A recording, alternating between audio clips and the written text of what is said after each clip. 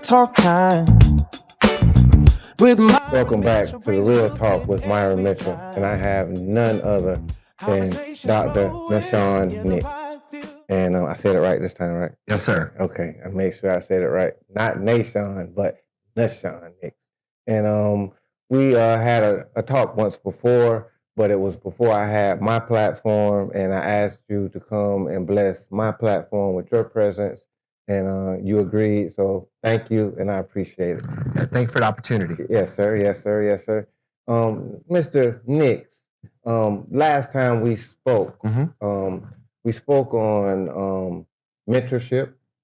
We spoke on also changing the guard, so to speak, for as old school passing the baton to the new school.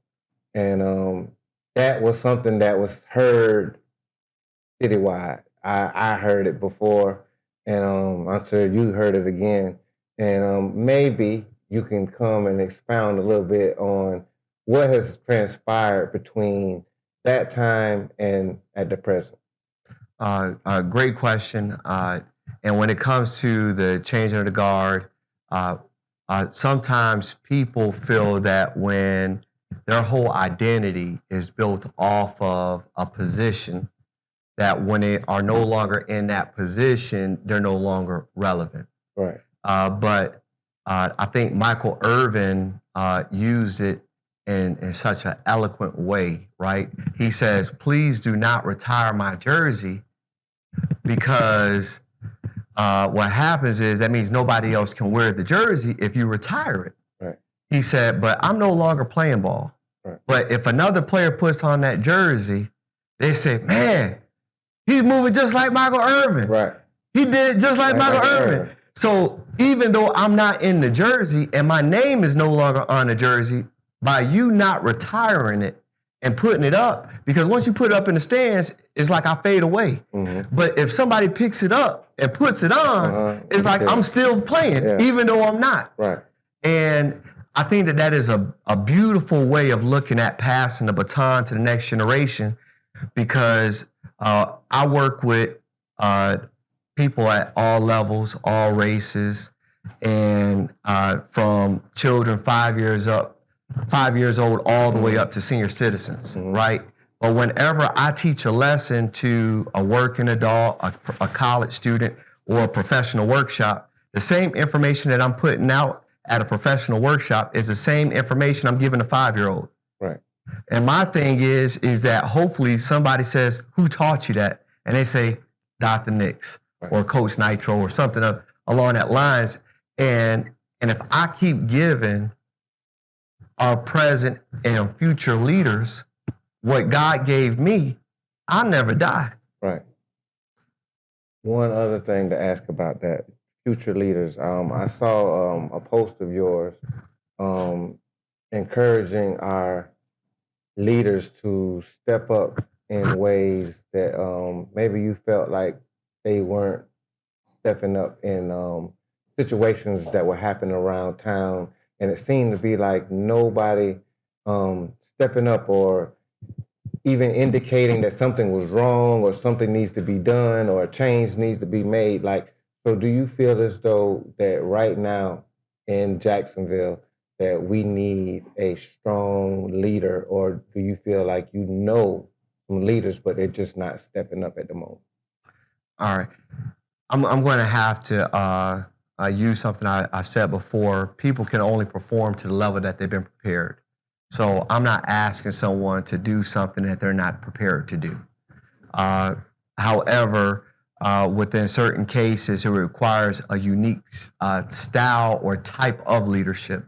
And what I mean by that is that, for example, one of the challenges that I have is like workforce development, youth engagement. Like a lot of times we're saying, well, we need something for the youth, we need something for the youth. And it's typically in a reactionary state. A reactionary state is that the problem has already occurred and now we're trying to fix something, which goes into an affirmation that we teach with Team Nitro. It's better to prefix than suffix, right. Meaning it's better to get it right at the beginning than trying to clean it up at the end.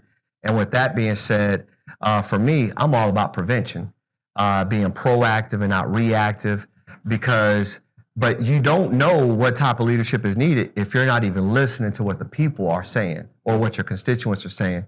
So, for example, when we start talking about education, housing, programs, violence, anything pertaining to a preventionary or preventative action, the thing is like it may take a collective effort. And what I mean by that is that I don't believe that one organization has everything. I don't believe one individual has everything. The challenge is that if we're not working, what they say, cohesively or collaboratively, then you're looking at one person to do everything, and no one person can do everything. Right. It's going to take a combined effort. It's going to take grandmas, it's going to take grandpas, aunts, uncles, cousins. It's going to take elected officials. It's going to take CEOs, entrepreneurs. There's something for everybody to do. Right. And when we got everybody going in the same direction, that's where leadership comes in, because they're reinforcing that this is the mission, this is the direction we're headed, and this way is north. Almost like Harriet Tubman with the Underground Railroad. Everybody was going in the same direction in order to get free. And if you're going to solve problems, we got to have a clear guide as to which way is north. Right. You know. So do you back any of any of the Duval leaders, the sheriff, Donna Deegan? Do you feel as though they're doing a good job on preventing or prefixing? So what you're saying? I will say that what they call it a SWOT analysis, like strength, weaknesses, asset threats, or opportunities and threats. There's always room for improvement. Right. So I will say that in a respected elected office, both administrations are doing their best based on the resources that they have, their time in office. I can see trends in the right, going in the right direction pertaining to crime, public safety. I can also see it pertaining to infrastructure, public safety, pertaining to affordable, attainable housing, workshops. They're both doing a great job when it comes to constant presence within the community. I noticed the sheriff is constantly doing his walks. Right. Mayor Deegan is constantly doing forums or town halls. So whenever you have an elected official of those statures that are accessible to the general public, I feel like that gives a reinforcement of like we're moving in the right direction, because you're hearing what your people have to say. And you are doing your job because you have a mentorship. And what is it? The CAAL, SEAL? SEAL, it's like the Navy SEALs. Right. Their SEAL stands for Sea, Air, and Land. Our SEAL stands for Social, Emotional, and Academic Leadership through Mentoring and Martial Arts. Right. Which is a curriculum that I wrote out based off the data that we found within the urban core of Jacksonville. We did case studies, sample surveys to see what is some of the trends. For example, it wasn't always single parent households. It could be 2-parent households, but not necessarily the biological parent, 2 biological parents in the same household, but then certain trends and underlying factors pertaining to substance abuse. Parents may not have graduated from high school, or may not have pursued secondary education, or they may have a certain household income. At that time, 32206, which is a zip code in Jacksonville, had the lowest household earning income, typically around 30 grand. And when you look at 30 grand as far as a household income, that's just enough to be broke. So then you look at ways that you can improve. You don't really look at children as contributors to household income, but children can be a long-term investment that produces a return based on a period of time, meaning that if we can keep them from teenage pregnancy, we can keep them from experimenting with drugs and alcohol, we can keep them away from sexually transmitted diseases. We just save so many people so much money because they're not doing counterproductive behaviors. Right. They're not breaking in your house. They're not stealing cars. We're giving them a guide and a lamppost. I've also worked from a collaborative effort, what I call was relay to relate, youth to law enforcement. And what I mean by that is we were not trying to get police officers, state attorneys, district attorneys to change laws. We just want them to understand you're telling a child that they should not have a gun. They're not old enough to have a gun. But the child is telling you that I don't feel safe without it. So you're telling them they can't have it, and they're telling you they can't feel safe. So there has to be some type of bridge or some way to be able to relay and relate.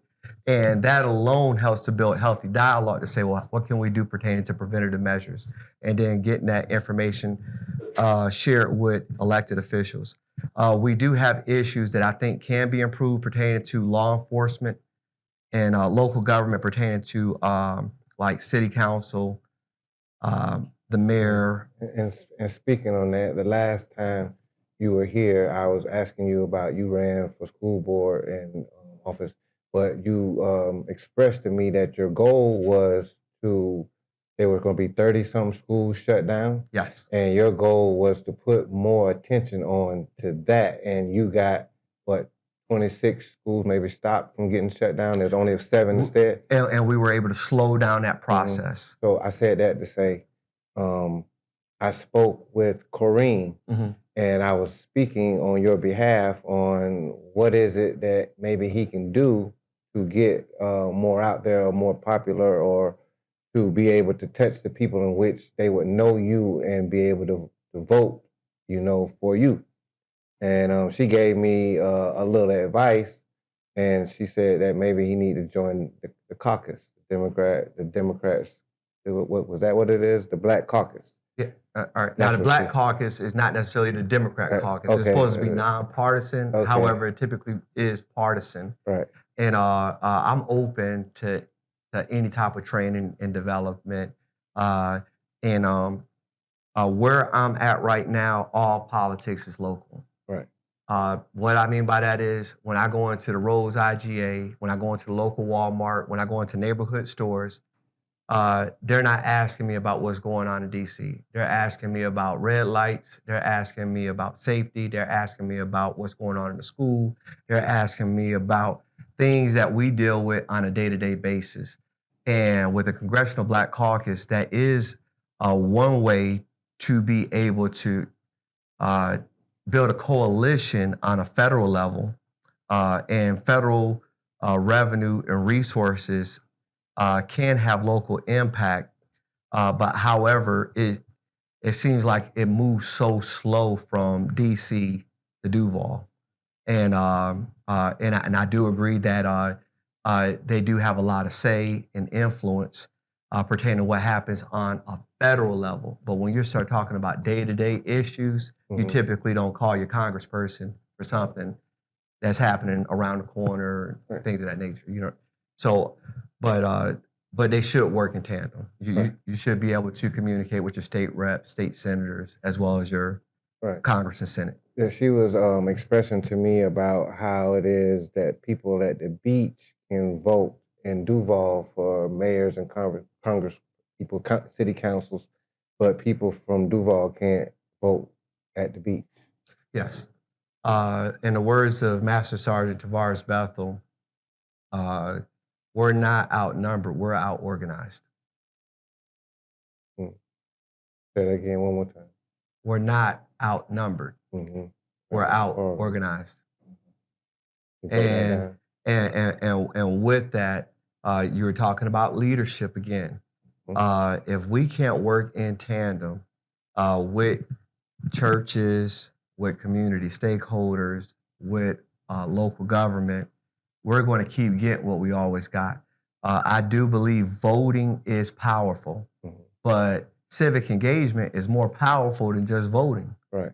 That's just one right, but there's so many other rights that you have. I tell the youth that I work with, I'm like, listen, you may not be old enough to vote, but you still got a voice. Right. And that's something that I like I said, is just dealing with, okay, well, what can you do? Can you write a letter? Can you send an email? I mean, you don't have to be able to vote to send an email. You don't have to be able to vote to write a letter. You don't have to be able to vote to schedule a meeting or to show up at City Hall or to go to a town hall or host one. I want to ask you this question. if you had 3 wishes Hmm. and all 3 wishes had to do with helping any way you could in Duval, what would those 3 wishes be? 3 wishes for Duval, and what would they be? In helping and organizing instead of I guess helping to organize things that are not organized. Um, all right. Um, I'm very big on youth Hmm. and prevention. Okay. So feeder centers pertaining to workforce development, leadership development, and they can't complement each other, but they're not the same thing. I don't want somebody to be a well-employed fool, right? So uh, I do feel like here that uh, when you look at the resources that we are working with, we're typically doing more with less. I'm very grateful for all of our funders. I'm very grateful for all of our sponsors, but we're technically doing millions of dollars of work with pennies. Mm. And like I said, that can only go but so far and keep the quality high. Right. So Youth. youth leadership, it would be number one. Number two, I'm going to look at when it comes to our city. One of the things I love about it is our assets: the river, the Mhm. ocean, the sun, the historic areas. Um, One of the challenges is that if you really want to know the worst about Duval, ask somebody from Duval. And I really wish that people who have so much negative to say actually put just as much time into helping improve the city versus just talking. Right. If you really want to get on my nerves, Mhm. talk to me about talking. Okay. And if you talk to me about talking, Right.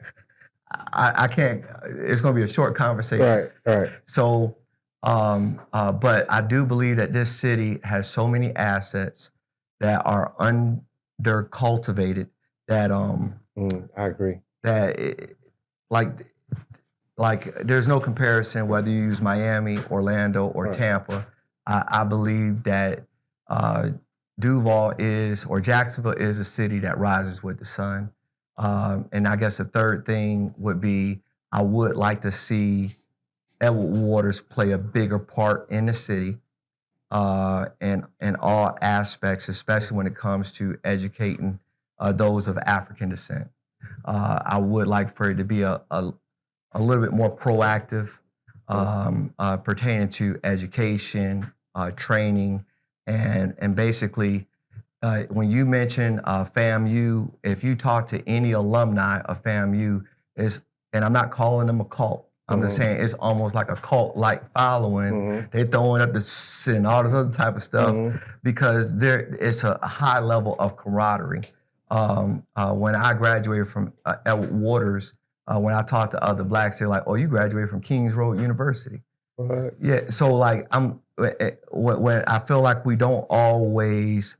They say it's a poor fraud that doesn't praise its own pond. And I was told when I went to Edward Waters that if you can make it here, you can make it anywhere. Right. And I'm 10 toes down on that. Yeah. I believe that I can stand in any room, in any business because of the education that I received at Edward Waters University. And I'm gonna take it one step further. I think that we did a show on Jacksonville legends or Jacksonville greats before, and I think maybe if some of the Jacksonville so-called legends or greats will come back and pour more into the community, not just money, but maybe leadership too.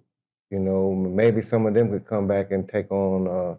Hey, let me help here. Let me help here. Let me help the youth here. Let me do this or set up a center or more places where there could be help, education, number one.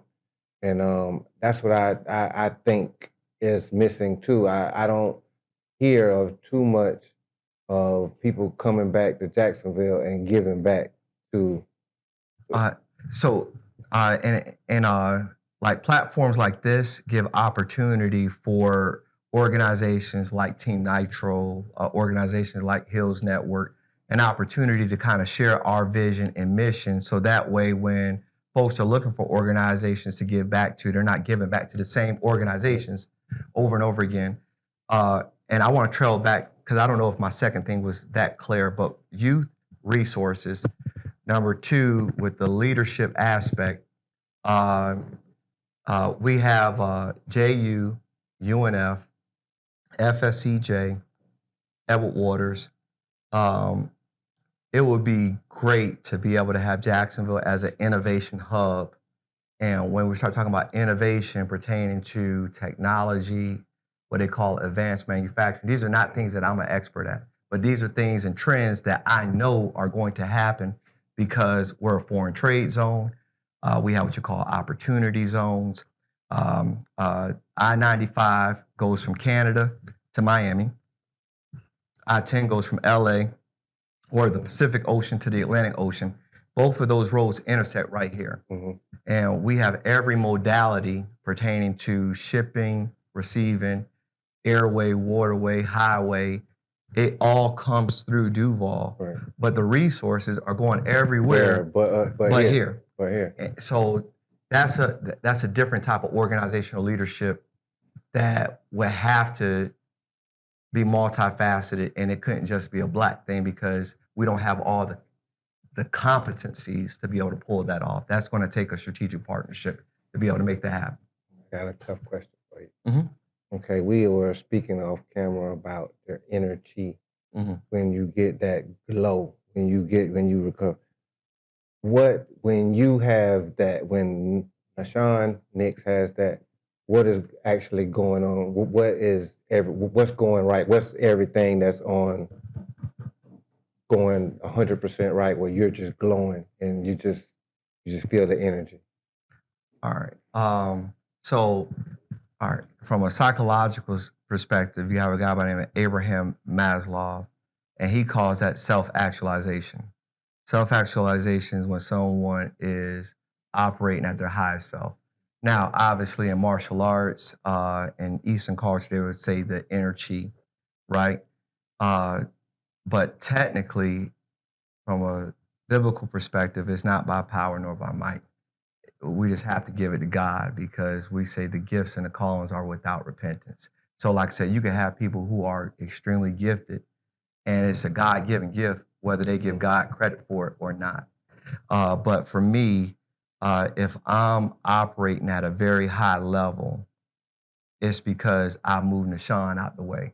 Matter of fact, I can't. If I was operating at a high level, I can't tell you what I did. Right. So therefore, I can't get credit for it because I can't tell you, oh, I did that. So because I can't remember. So that was a moment where and I guess in certain ways, people would say, well, you let go and let God, or you decrease so that He could increase. But there may be some people that perform at other high levels because they do seances and meditations and things of that nature. But for me, if you saw me do something that was excellent, please know it wasn't because of my own ability. It was something in that I had no control over. We will also, when I ask you this question, then we're going to get you out of here. We were talking about when's the last time that you've been on the mat, and do you get on the mat like regularly? Are you? What makes me dangerous is not physical reps. What makes me dangerous is mental reps. Mm-hmm. And mental reps is I've already played the scenario 1,000 times, and by the time I actually demonstrate it, it may look like effortless, but it was actually a lot of small mental calculations in order for that one move to work and be executed properly. The last time I was actually on the mat, we're in summer camp with Team Nitro, MMA SEAL team, and we had a parent engagement night, and the kids brought their parents on the mat. And then after the parent engagement night, one of my good friends said, "All right, Nitro, my turn." I said, "All right, no problem." So I think it might have lasted about 30 seconds or something like that. Right. And I think he said that was enough. Oh yeah. Yeah. But so it was about a couple weeks ago. Oh, okay. Yeah, I didn't know you was that deadly on the mic. That's why I was saying maybe we might get a demonstration one day. I'm always open to demos. I'm open and not you demoing what you know to me, but demoing how I could be like you. Okay. You don't understand what I'm saying? Like how I know the technique, what to do, the technique to punch, the technique for a hip roll or something like that. Meaning that. All right, I'm game. I've been working with some football players in our summer camp, and they didn't see it, but then the coach saw me doing it, and he said, "What y'all doing, dancing?" I said, "No. If I can get him to move his arms, his hands, and his feet at the same time, he'll be 3 steps ahead of any other football player because they only know how to do one or the other." Mm-hmm. So after I showed the offensive line, he said, "Oh, this works for the great for the line." I said, "It works for offense and defense." Right. So then I put a wide receiver up and did the same thing with him, and he said, "Oh, this works for that." He said it also works for running backs. So it's the same thing. So for me, I do not believe that reading will make you a better martial artist, but I do believe that martial arts will make you a better reader. I don't believe that football will make you a better martial artist, but I believe that martial arts will make you a better football player. And I go down the line. I don't care what it is. It won't make you, being a doctor won't make you a better martial artist. But I believe martial arts will make you a better medical doctor. Okay. You know, so I always lean on that as a vehicle for expression, consistency, commitment, awareness, discipline. Okay. Last time I asked you about maybe your heroes, or maybe I had 5 random people who I asked you about, and then you gave me one word answer. This time I want to just ask you if it was 2 people that you could have a dinner with, dead or alive. 2 people that you could have like a sit down dinner with that you probably wouldn't be able to. Who would it be? 2 folks that I would sit down and have dinner with.